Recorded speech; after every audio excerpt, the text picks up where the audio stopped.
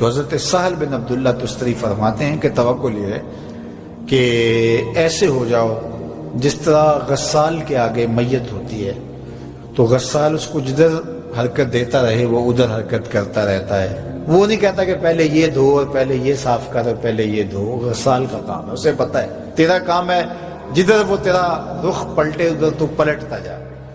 تو کہا تو اس کا بندہ ہے اور وہ تیرا رب ہے.